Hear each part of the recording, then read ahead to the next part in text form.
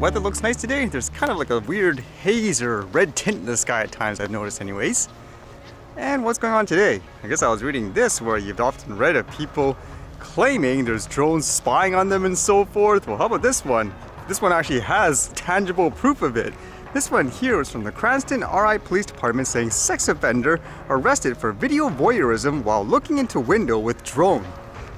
As it says here, on June 21st, 2023 at approximately 11 p.m., the Cranston police responded to a Midland Road address where a female stated she noticed a drone peering in her bathroom window. The unidentified female filed a report with the officers stating she had just returned home from work and was in her bathroom preparing to use the shower. Her bathroom window was slightly open. She then heard a buzzing noise and went out the backyard thinking it had something to do with her pool. Once in the backyard, she noticed a drone hovering outside her bathroom window where she was preparing to take a shower. When she approached the drone, it moved quickly away from her to get away and hit a branch of the tree and fell to the ground.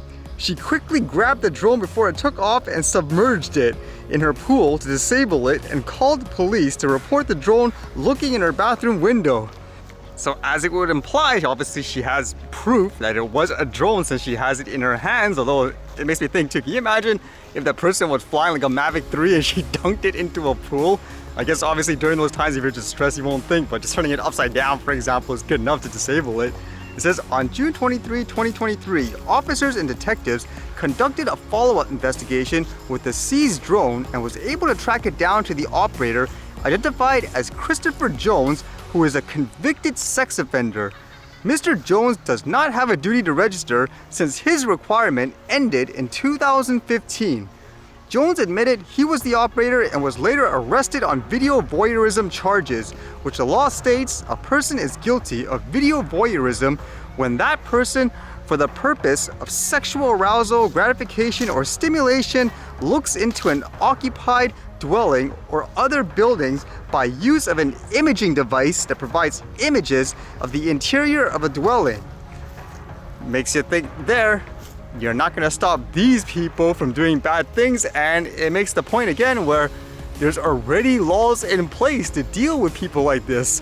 And it makes you think too, because they talk about the registration, like I'm guessing they're talking about a sex offender registration of sort, is that correct? Where he doesn't have to register there, but in a lot of places like like the US and so forth, they force you to register drones, for example, over 250 grams. Doesn't that sound kind of weird in this case? But either way, again, when it comes to these incidents, you have to find ways to take care of the offenders in general. And this was inevitable with all the news recently of platforms, for example, like Facebook and Google, not liking the fact that the Canadian government is going to introduce laws where they're going to have to pay media sources, for example, just to link to the news. Well, apparently it's a thing now, and a lot of platforms like Facebook, they're going to say, okay, that's it. You're not going to see any more, I guess, news feeds and stuff on the platform. It says here, for example, on their site, changes to the news availability on our platforms in Canada.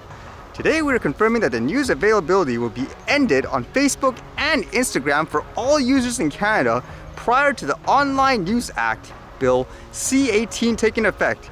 We have repeatedly shared that in order to comply with Bill C-18 passed today in Parliament, content from news outlets, including news publishers and broadcasters, will no longer be available to people accessing our platform in Canada.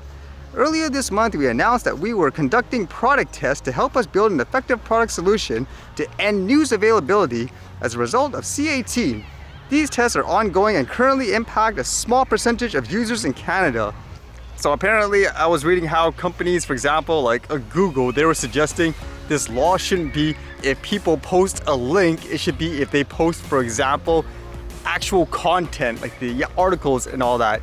But what it makes me wonder too, in this case, where if they're just banning all the news and all that, how about people just having like a regular conversation where they're like, oh, look, I saw this news, and they link it so people could actually read it. Would that actually be, I guess, quote, illegal now in various platforms just because you're not allowed to post links to news sites? That's kind of crazy to think about, huh? It kind of kills conversation, which is a thing I would wonder about actually. I know when it came to other topics that were being censored, for example, from various platforms, many times what people do is they write out the words with incorrect spelling or with other characters where people will get the point of what they're talking about. So it makes me wonder if people will have to do this now with the fact that platforms will probably start banning things like links and all that to these news sites because of this. I don't know if this is a good idea overall.